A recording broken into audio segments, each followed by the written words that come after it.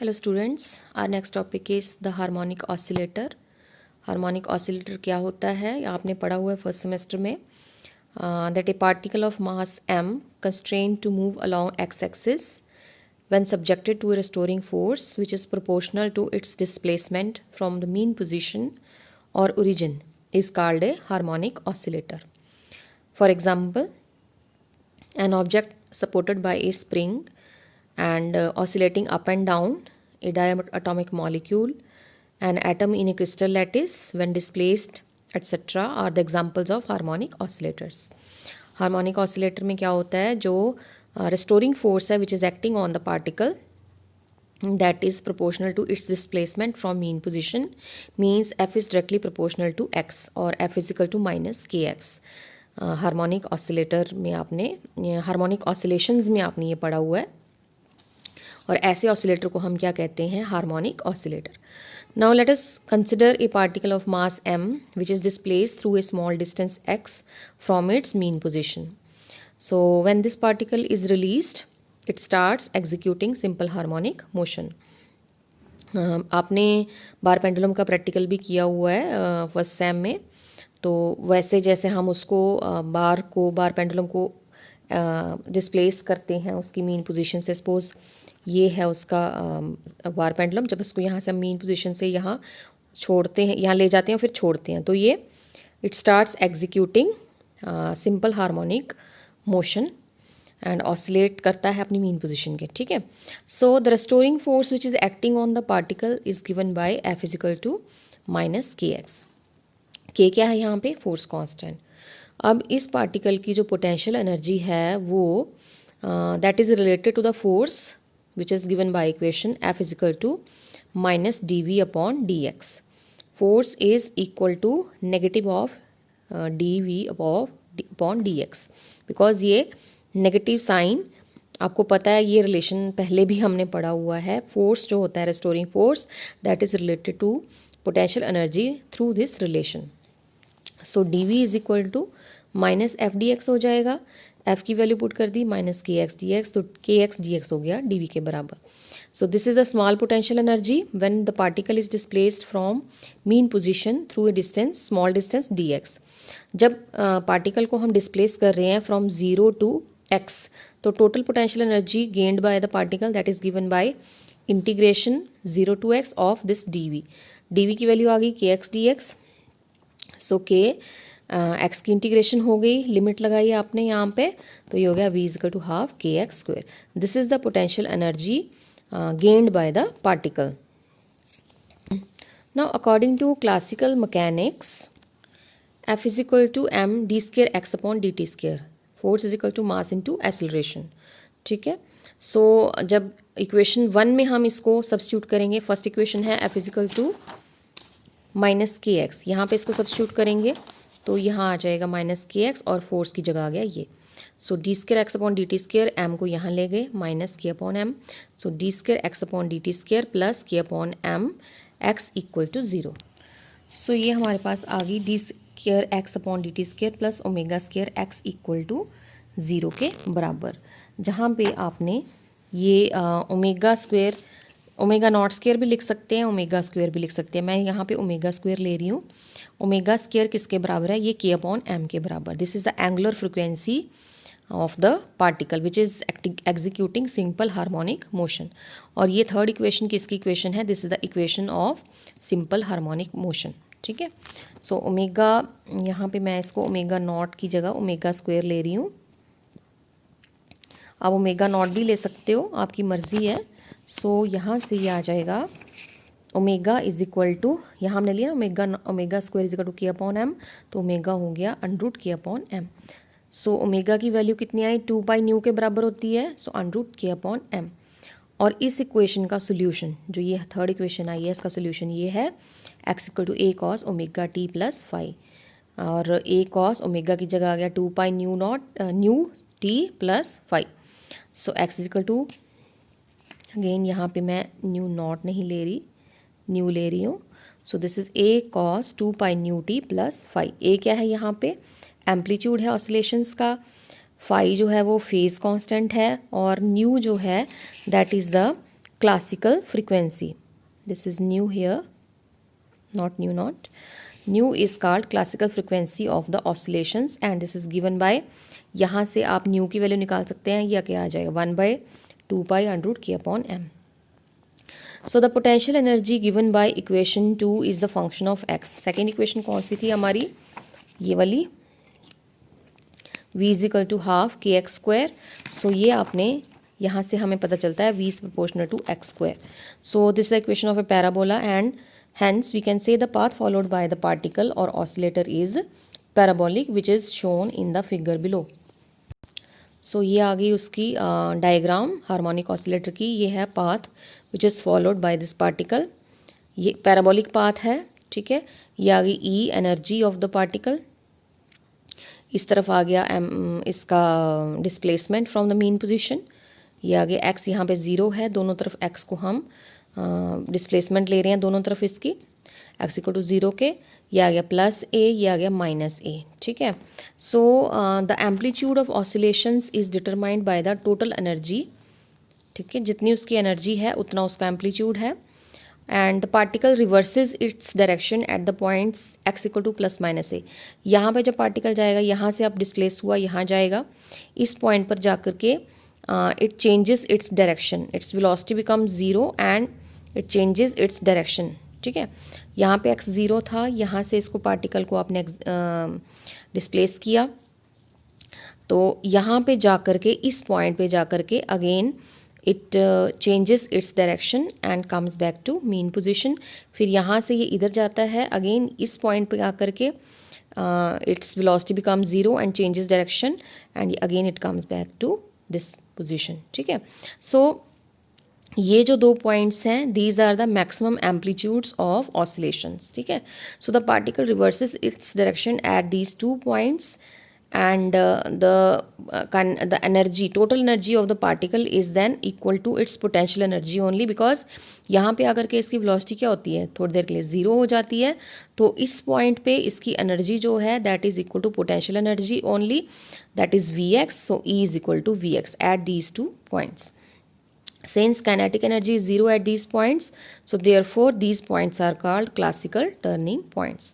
Now E is equal to Vx here. So Vx किसके बराबर है, हाफ के एक्स स्क्वायर. तो जब ये x equal to plus minus a होगा तो Va हो जाएगा हाफ के ए स्क्वायर. सो वहाँ पे एनर्जी क्या हो जाएगी, हाफ के ए स्क्वायर इन दो पॉइंट्स के ऊपर, ठीक है. नाउ ए स्क्वायर हो गया यहाँ पे 2E/k.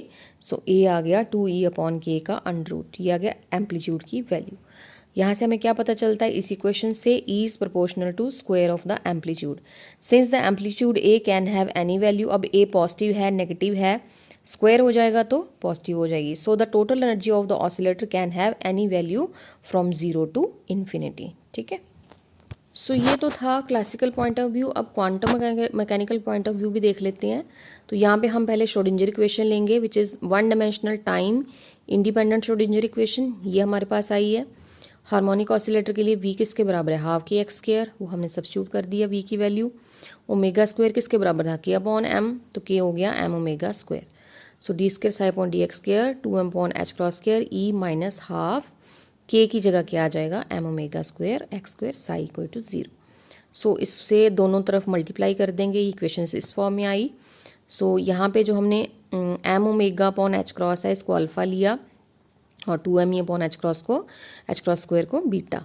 सो ये इक्वेशन क्या बन गई, ये आ गया d square psi upon dx square plus ये हो गया बीटा माइनस ये m omega upon h cross का स्क्वायर है तो हो गया alpha square x square psi equal to 0. Now to solve equation 1 we express it in terms of a dimensionless variable y. एक हम वेरिएबल इंट्रोड्यूस कर रहे हैं y which is dimensionless which is equal to under-root alpha x. So dy upon dx हो गया, इसको differentiate करेंगे with respect to x तो अंडर-रूट अल्फ़ा. सो डी साई अपॉन dx को हम लिख सकते हैं डी साई अपॉन dy से डिवाइड dy से मल्टीप्लाई करके, ऐसे करके लिख सकते हैं. सो dy अपॉन dx की वैल्यू आई है under-root alpha into D psi upon dy. Similarly D square psi upon dx square को हम लिखते हैं d/dx of D psi upon dx. अब इसको हम ऐसे भी लिख सकते हैं dy से डिवाइड कर दिया, ये हो गया d upon dy d psi upon dx d y से मल्टीप्लाई और नीचे ये वाला डी एक्स आ गया, ठीक है।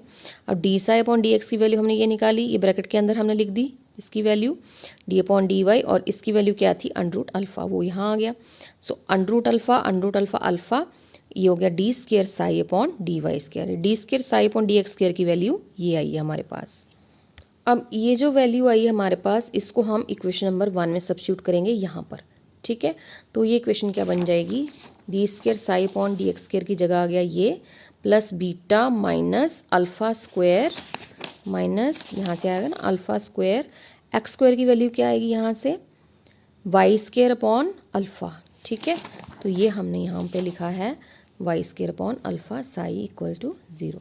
सो ये एक कैंसिल हो गया अल्फ़ा, एक अल्फ़ा के साथ अभी नहीं, पहले इसको हम कर लेते हैं, अल्फ़ा को इधर ले आते हैं, ठीक है, फिर करते हैं d square psi upon d y square plus beta upon dividing throughout by alpha, ठीक है।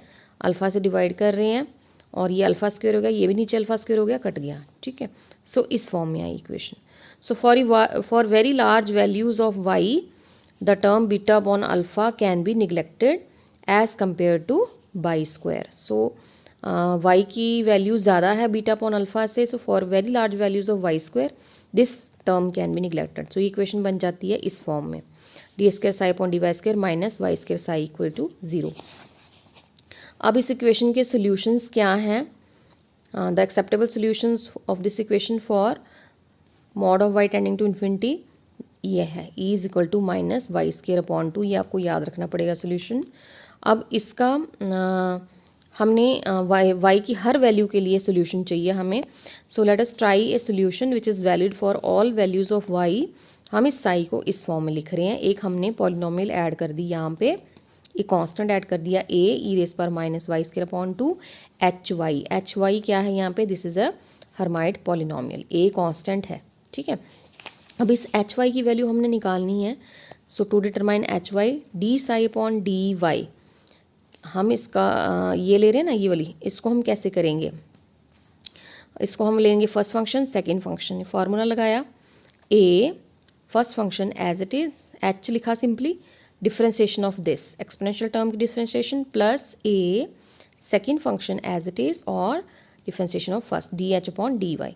सो d psi upon d y की वैल्यू यहाँ से आ गई माइनस ए और ये आ गया वाई, ये एक्सपोनेंशियल टर्म और h 2 से 2 कट गया, प्लस ए ई रेस पर minus y square upon 2 d H upon d y, ठीक है। अब हमें निकालनी है value d square psi upon d y square की, तो इसको हमें डिफ्रेंशिएट करना पड़ेगा। यहाँ पे इस वाली टर्म में हमारे पास 3 फंक्शंस हैं, फर्स्ट सेकंड एंड थर्ड, ये आ गई, यहाँ पे 2 हैं फंक्शंस। तो इस पे जब डिफ्रेंशिएट करेंगे तो आया माइनस ए ई रेस पर minus y square upon 2 h as it is, मतलब कि first function and third function as it is, differentiation of second, y की डिफ्रेंशिएशन होगी 1 और यहाँ से प्लस सॉरी माइनस ए, अब आ जाएगा second function as it is, third function as it is, differentiation of first, then minus A second function as it is, first function as it is, differentiation of third, ठीक है। इस वाली term की differentiation हो रही है यहाँ तक, then plus A first function as it is, differentiation of second, then plus A into second function as it is और ये आगे ब्रैकेट के अंदर डिफ्रेंशिएशन ऑफ फर्स्ट टर्म, ठीक है। इसको जब सॉल्व करेंगे तो इस फॉर्म में आती है इक्वेशन, माइनस ए ये आ गई फर्स्ट टर्म हमारे पास और यहाँ से आ जाएगा minus minus plus a y square exponential term into h, then minus a y e raise power minus y square upon two d H upon d y plus A e raise power, ये आगे term ये वाली, then minus यहाँ से क्या आता है minus ए और ये आ गया y exponential term d H upon d y. अब यहाँ सब में a e raise power minus y square upon 2 common आ रहा है, इसको ले लिया बाहर, तो ये माइनस साइन हम अंदर ही रखेंगे, एच के साथ आया यहाँ से और ये आ गया वाई स्क्वायर एच यहाँ से और ये minus 2y d H upon d y, क्यों d H upon d y वाली 2 टर्म्स है, 2 टर्म्स है हमारे पास, दोनों को हम ऐड कर लेंगे। सो आ गया minus 2y d H upon d y, यहाँ आया d square H upon d y square. So substituting these values in equation number 2, second equation कौन सी है हमारी, यहाँ d square psi upon d y square की वैल्यू हमने यहाँ सब्स्टिट्यूट की, ये आ गई वैल्यू इसकी, then plus beta upon alpha minus y square into psi, ये आ गई साई की वैल्यू जो हमने अभी ली है, ठीक है। ये वाली वैल्यू ये हमने यहाँ सब्स्टिट्यूट कर दी। सो अब इन दोनों में से ये हम कॉमन ले लेंगे और जो ये वाली टर्म्स हैं बाकी की, इनको हम 0 के बराबर सब्स्टिट्यूट कर देंगे। सो ये आ गई ये वाली टर्म सारी की सारी, और ये वाली टर्म है with h equal to 0, because जब ये कॉमन आएगा it can not be equal to 0। A e raise पर minus y square upon 2 means जो ब्रैकेट के अंदर वाली टर्म होगी वो 0 होगी। अब इसको सॉल्व करेंगे, ये कट जाएगा इसके साथ, ये टर्म, ये इक्वेशन इस फॉर्म में आ जाती है, d square H upon d y square, ये आ गई ये वाली टर्म बीटा अपॉन अल्फ़ा और यहाँ से -1h। अब बीटा अपॉन अल्फ़ा -1 को 2n के बराबर लेंगे हम, और बीटा अपॉन अल्फ़ा हो जाएगा 2n + 1। सो ये इक्वेशन क्या बन जाएगी, इक्वेशन 4। अब ये इक्वेशन जो है फोर्थ इक्वेशन इस फॉर्म में आएगी, d square H upon d y square minus 2y d H upon d y, और इसकी जगह आ जाएगा 2n + 1। 2n + 1 -1 मतलब आप इसको इकट्ठा ही लिख लो, बीटा अपॉन अल्फा -1 की value 2n equal to 0। So ये जो इक्वेशन आई है this is known as Hermite equation, and solution of this equation are called Hermite polynomials which are given by this polynomial. ये पॉलिनोमियल, इस equation का solution इस form में आता है, ये आपको इस तरीके से याद रखना है, -1 की पावर n ई रेस पर y square d n upon d y n e raise पर -y स्क्वायर, ठीक है। अब इसके सॉल्यूशंस जो हैं, क्वेश्चन नंबर 5 जो हमने अभी यहाँ लिखी, ये वाली क्वेश्चन, इसके लिए कह रहा है कि ओनली दो solutions of question 5 are possible और acceptable for which beta upon alpha was equal to 2n + 1। n is an integer here and it is called a quantum number. So beta की value ये है 2m upon h cross square, alpha की value ये थी, तो beta upon alpha की value हम निकाल लेंगे, ये आ जाएगी 2e upon h cross omega. So beta upon alpha जो है 2n + 1 भी लिया हमने अभी पीछे, सो ये दोनों वैल्यूज़ बराबर होंगी, फिर 2e upon h cross omega equal to should be equal to 2n + 1, ठीक है। So e is equal to 2n + 1 h cross omega upon 2 आ गया, इधर ले गए, e is equal to LCM लेंगे, सो यहाँ से आ जाएगा n + 1/2 h cross omega. So nu is the classical frequency, so h cross omega can be written as h cross की वैल्यू होती है h अपॉन 2 ओमेगा हो गया 2 न्यू, 2 कट गया h nu, so en becomes n + 1/2 h nu, ठीक है। So ये equation हमें क्या बताती है, the allowed values of total energy of a harmonic oscillator for n is equal to 0, 1, 2 and so on, and these energies are discrete, ये equation से ही हमें पता चल रहा है, these energies are decrease, so and the energy of a harmonic oscillator is quantize in steps of h nu, ठीक है। एन की वैल्यू चेंज करते जाओ, आपको क्या मिलेगा, एच न्यू के साथ आएगी हर term, so we can say that the energy of a harmonic oscillator is quantize in terms of h in steps of h nu. So the energy levels are equally spaced and the separation between adjacent levels is h nu. ये है, देखो ये energy level diagram है, n की values अलग अलग, ये energy की वैल्यू, हर दो लेवल्स के बीच में गैप कितना है, एच न्यू के बराबर, E1 - E0 h न्यू होगा, E2 - E1 भी h न्यू के बराबर आएगा, ये इनका बीच का गैप है, ठीक है, separation between two energy levels. और जब आप n0 पुट करेंगे तो E0 क्या हो जाएगा, यहाँ से 0 + 1/2 h न्यू, तो हो जाएगा 1/2 h न्यू के बराबर। So this is a zero, this energy is known as 0 point energy because a harmonic oscillator will possess this amount of energy even if the temperature approaches to 0 kelvin. सो अब हमने यहाँ से harmonic oscillator के wave function लिखने हैं। General wave function क्या है इसका, ये इसके बराबर लिया था हमने, एच एन की वाई की वैल्यू हमने ये ली हुई है, वाई की वैल्यू आपने ये ली थी, तो साई एन क्या हो जाएगा, ए ई रेस पर वाई की जगह क्या आ जाएगा, √अल्फ़ा एक्स लिखेंगे तो हो जाएगा अल्फ़ा x² अपॉन 2 और एच एन वाई की जगह हो गया √अल्फ़ा एक्स की वैल्यू, ठीक है। सो नॉर्मलाइज्ड वेव फंक्शन लिखना है। So on normalizing the wave function we get A is equal to, ये वैल्यू आती है ए की जो कांस्टेंट था, इसकी वैल्यू हम यहाँ सब्स्टिट्यूट करेंगे। सो ये आ जाएगी वैल्यू, इक्वेशन नंबर 7 आपकी, psi n is equal to a की वैल्यू सब्स्टिट्यूट कर दी, ये वैल्यू आपको याद रखनी पड़ेगी, और ये आ रही एक्सपोनेंशियल टर्म, ये आ गया हर्माइट पॉलिनोमियल की वैल्यू। तो n इज़ 0 1 2 3 हियर। अब हम यहाँ से फर्स्ट 3 नॉर्मलाइज वेव फंक्शन लिखते हैं। आप 2 भी लिख सकते हैं, नहीं तो बहुत लेंथी हो जाएगा। तो ग्राउंड स्टेट वेव फंक्शन लेना आपने, उसके लिए n 0 होता है और साइज 0 आ जाएगा आपका। यहाँ से n की वैल्यू 0 सब्स्टिट्यूट करेंगे तो क्या आएगा, साइज 0 देखो यहाँ से आएगा under root alpha 2 raise power 0 0 factorial under root pi power 1/2 e raise power minus alpha x square upon 2 और h0 under root alpha x. h0 की वैल्यू आपने निकालनी है। h0 under root alpha x means this is h0y। ये क्या है, y। सो h0y की value आपकी यहाँ से आ जाएगी। ये hny की वैल्यू है। तो n 0 आएगा तो क्या आएगा, -1 की power 0 e raise power y square d0 power dn dy की power 0 e raise power minus y square. जब ये इसका d0 अपॉन dy 0 मतलब 1, सो यहाँ से आएगा इसकी पावर 0 मतलब 1, तो ये आ गया e square y square into e square minus y square which is equal to 1। So psi not हो जाएगा under root alpha upon under root pi, इकट्ठा कर दिया 1/2 एक्सपोनेंशियल टर्म और h0 y की ये वाली वैल्यू आई है 1 के बराबर इसकी। सो साई नॉट हो गया अल्फ़ा अपॉन पाई, ये 1/2 अंडर है, 1/2 बाहर है, 1/4 ये आ गया फर्स्ट इसका वेव फंक्शन। और first excited state wave function हमने लिखना है। तो n 1 है यहाँ से, तो साई 1 क्या हो जाएगा, अंडरूट अल्फ़ा अपॉन 2 की पावर 1 1 फैक्टोरियल अंडरूट पाई और e raise power minus alpha x square upon 2 h1 under root alpha x. अब यहाँ पे h1 अंडरूट अल्फ़ा एक्स क्या है, h1y के बराबर। सो h1y हमने क्या लेना है, -1 की power 1 e y square d upon d y e raise power minus y square. So e raise power y square आ गया विद नेगेटिव साइन ये वाला। इसको डिफ्रेंशिएट करेंगे, इसकी वैल्यू ये आती है, ये हो जाएगा प्लस हो जाएगा 2y और ये दोनों कट जाएंगे आपस में। y की वैल्यू क्या है, अंडरूट अल्फ़ा एक्स, ठीक है। सो हम इसको लिख सकते हैं 2 अंडरूट अल्फ़ा एक्स।